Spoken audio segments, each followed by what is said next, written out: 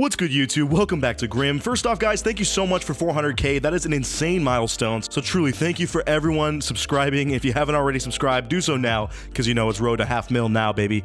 Anyways, keep watching until the end of this video. I'm telling you guys this as a challenge because this is one of the most painful experiences I have ever shared with you guys on this channel. Seriously, this is some top tier cringe. And to put it simply, we are about to watch what is absolutely the most unfunny stand-up comedy of all time. Seriously, I have no idea what this woman thought she was doing or hoping to achieve by these jokes, if you can even call them that. So without further ado, let's see what her accolades are before we hear her jokes. She's the staff politics writer for Vice, and she was named one of the 50 funniest people in 2016 by Brooklyn Mag. Please give it up for Eve Pizer. Holy cow, you guys. She was voted one of the 50 funniest people in 2016 by Brooklyn Magazine. Seriously, one of my favorite publications. We all know and love it.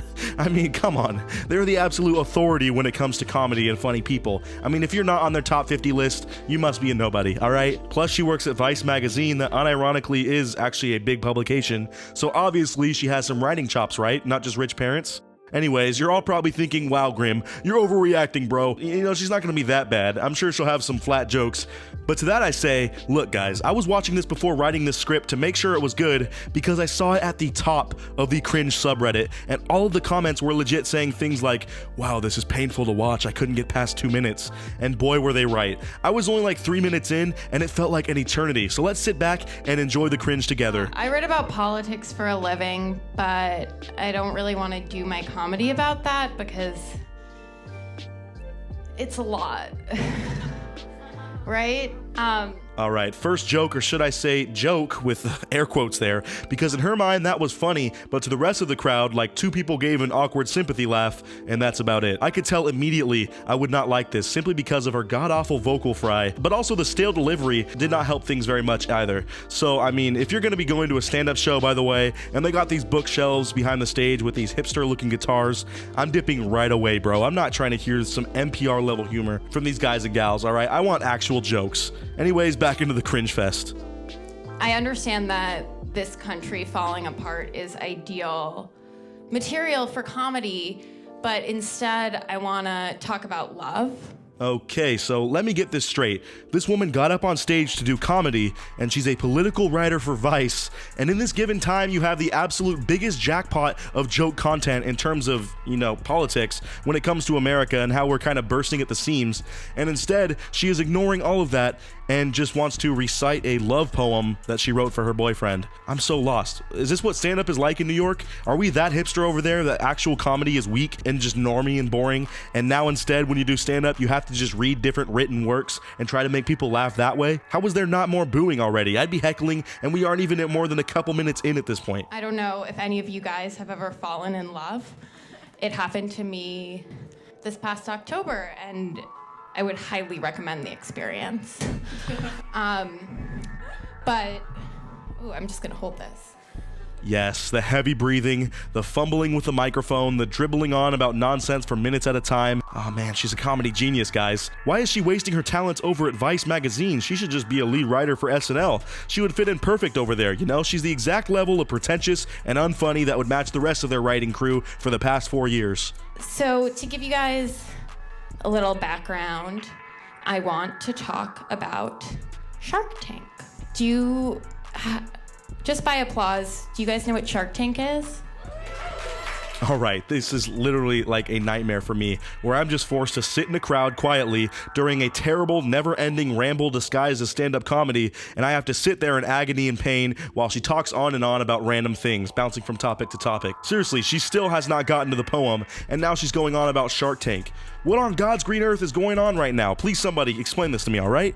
I love how she also has to find out if the crowd knows what Shark Tank is by begging for applause. Guarantee that will be the only applause that she gets tonight. A little about Shark Tank. It's my favorite TV show because it is the most beautiful capitalist propaganda I've ever seen. This is a little complicated for me because I'm a socialist, but Hey guys, I write for politics for Vice, and I don't want to make my stand-up about politics. Then literally 2 minutes later, I'm a socialist, but like, I hate capitalism, and like Shark Tank is basically capitalism, but in TV form. And it's like dumb stupid. I just realized, guys, if she was any more whiny and drony, her voice would sound exactly like the blonde friend in Big Mouth. You guys know who I'm talking about. and so for anybody who isn't aware of the premise of Shark Tank, a group of self-made millionaire and billionaire investors hear pitches from Lady, these people are sitting in a bookstore listening to stand-up in downtown New York. I'm sure they are all very well versed in pop culture and have at one point heard about the show Shark Tank. I'm glad she is spending another 3 minutes going over the premise of Shark Tank to the one person possibly out there that has somehow never heard of or seen this show, and this is just triggering me so much. Alright, remember how I said she was saying jokes, but I used quotations? Well, I wasn't lying. This is about as far as I got before I decided to make this video. And yeah, she has spent 3 minutes babbling on about nothing and still has not gotten into this godforsaken love poem that she wrote for her boyfriend. I am so frustrated right now, as you can tell, but happily the cringe is kind of balancing out my psyche, so it's a good combo there. And the show is very much hinged on this idea of the American dream, that capitalism can save you, which is a lie. It's not true.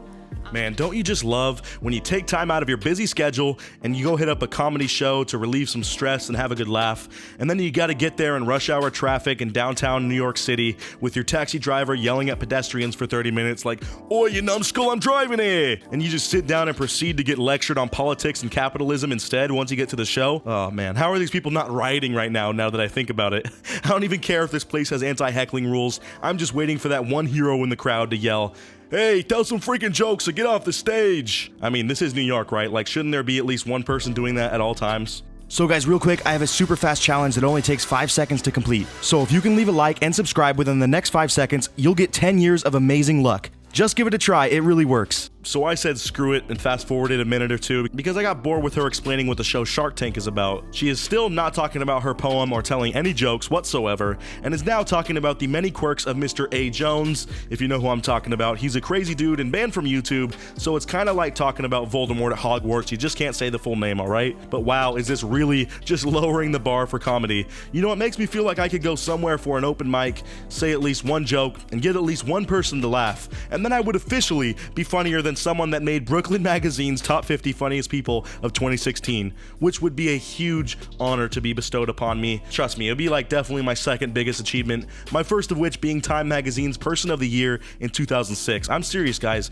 I was, so if you don't believe me, go look it up. And if you're wrong, you owe me a like, alright? So she is now proceeding to literally play a clip of A. Jones talking through her phone speaker into the microphone. I think what triggers me the most about her, beyond her dumb antics and rambling, is that she seems so content and happy up there. Like she's this amazing gift to the comedy world and is just doing her small show duties, you know, working out her whole set before selling out comedy arenas. Like, how could you be so comfortable while bombing so hard at a comedy show? I would be internally dying and probably have passed out at this point if I was her. But now that I think about it, is this like advanced performance art? You know, maybe she's making herself the butt of the joke, and that's what's supposed to be funny. Oh, I get it now. See, I'm conscious about the art world. I wish that were the case, but I don't think she's quite self-aware enough for that. So in the spirit of that, I'm gonna read you a love poem about my boyfriend. It's called A Pioneer, a Human. Okay, you guys, remember that love poem that she wrote for her boyfriend that was supposed to be the first joke in this stand-up routine? Well, after 7 minutes of setup in this 10-minute video, she is finally starting this freaking poem. My dreams are coming true. We are almost out of this torturous stand-up routine, if you can even call it that, and the end is near, guys, and I've never been happier about it. Angels give you wings, and with wings, you can fly. A principle you must remember, a personal touch no one can beat. Oh my god, she is just awkwardly waddling back and forth while reading this off of her phone. She didn't even commit this terrible poem to memory, let alone the rest of her 9-minute set and routine. I mean, the secondhand cringe is unbearable right now, and I'm just glad I didn't show up to this show in person to pay money for it and see it, because if so, 3 minutes before this, I would have probably stormed out and demanded a refund. This woman just does not care at all, and she is so terribly unfunny and uncharismatic. I'm at a loss for words at this point. You're in love with the future, and I'm screaming in your face, love is my favorite. Thank you. I'm Eve Pizer. Alright, and with that, she finally finishes off her poem and gets off stage. And trust me guys, there was a whole other couple minutes of that poem, but for some reason, I don't know what was up with her writing, it got so oddly inappropriate that I'm really not even sure if I can show that on YouTube. I don't know how the original is there, and I wanted to never hear those words come out of someone's mouth. So, I mean, I won't share it with you guys, but just know that it was painful, and still, absolutely nobody laughed. Complete and utter silence. I would say I wish the best of luck to Miss Pizer in her comedy career, but I truly don't want her to waste anyone else's time, so if she could just stick to political writing and not stand-up comedy, that would be pretty lit. Thank you on behalf of us and the rest of New York. Let me know what you guys thought of this quote stand-up routine in the comments below. Hopefully you guys were able to enjoy it just as much as I did. Anyways, that about does it for today's video. Once again, thank you guys so much for 400k. If you've watched this far and you didn't drop a like or subscribe, please do that now because it seriously helps out the channel so much. And you guys are just lit. You guys are amazing. Thank you guys so much. That's crazy. I cannot believe it. Anyways, as always, I'll see you guys in the next one. And until then, peace out.